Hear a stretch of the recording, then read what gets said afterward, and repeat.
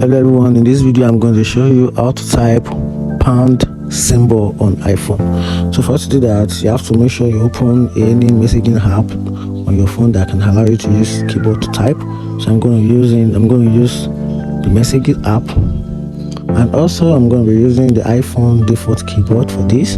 So let's say I want to write 350 pounds. So, okay, right here, 350 pounds. And I need a pound symbol. Then I'm going to tap this keyboard, this button, this 1 2 3 button. I'm going to tap on it. Then it's going to shift the keys to the number keys. Then right on this dollar button, I'm going to double click on it. Then it gives me access to other symbols. So I'm going to use this. This is pound, and that is how to add pound symbols on iPhone. If I need you helpful, like and follow for more. Thank you.